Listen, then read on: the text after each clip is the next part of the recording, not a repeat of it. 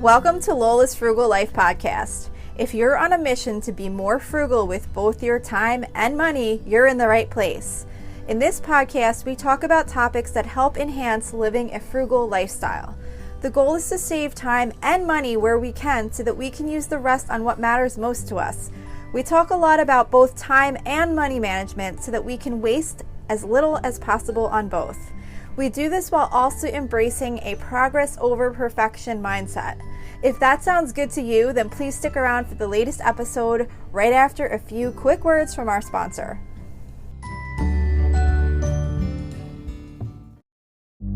I've got kids, and that means it's always about them. But I need support too. That's where Ollie comes in. With their delightful, hardworking gummies, my partner and I can actually get a good night's sleep, so we'll both stand a chance of managing our stress responses. Even when the kids are doing parkour in the living room, discover Ollie vitamins and supplements. These statements have not been evaluated by the Food and Drug Administration. This product is not intended to diagnose, treat, cure, or prevent any disease.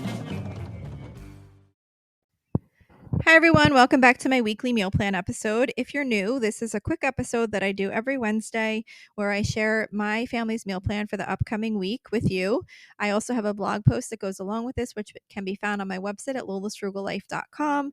I rotate my meals regularly, and by doing that, I have my meal plans pretty much already almost put together by the time they get there. For example, I do hamburgers every other Friday. I do a Mexican theme on Tuesday. I do certain things every day of the week. And I always, when I make a meal, I think ahead when's the next time we're going to have that, put that on the future meal plan. And it really helps me make meal planning super easy because I'm filling out future days as I go along. So anyway, this week's meal plan is going to start on Saturday, March 29th. So for Saturday, we are doing oven fried breaded pork chops from skinnytaste.com. This is just a basic boneless pork chop that is breaded with crushed cornflakes and breadcrumbs, like panko breadcrumbs and some other seasonings, and you just bake them in the oven. I'm also going to be trying super rice from plainchicken.com. I've never made this, but it's basically a rice made with cream of chicken soup, chicken broth, instant white rice, and Parmesan cheese. I thought it looked like it would be a good side dish for something different, so we're going to do that. And then some frozen vegetables. I have a bunch in the freezer. I always buy them when they're on sale, like the steam fresh type you just throw in the microwave. So that's what we're going to do for Saturday.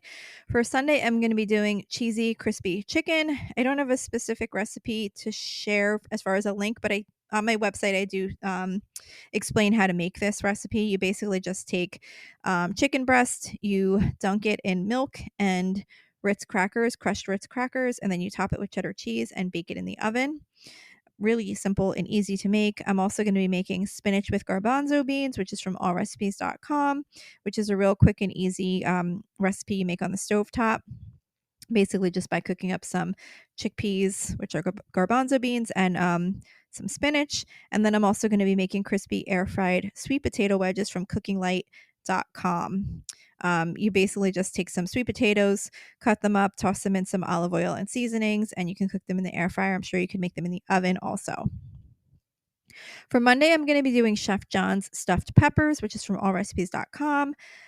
It's just your basic stuffed pepper recipe. It has rice, ground beef, ground sausage, and some other seasonings, and of course sauce.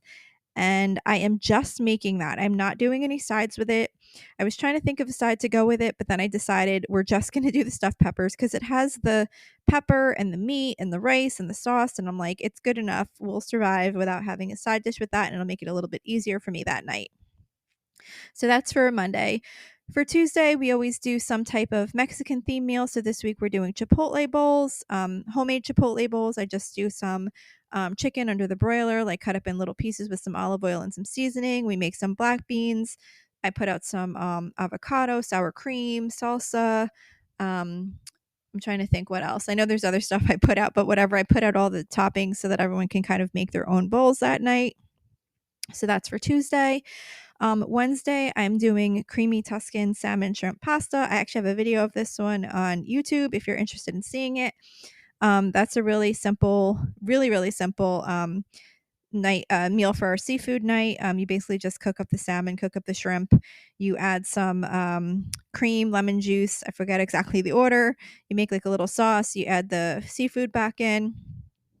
And then I just mix the pasta right in. I usually do some fettuccine pasta with that. For Thursday, I'm going to be making instant pot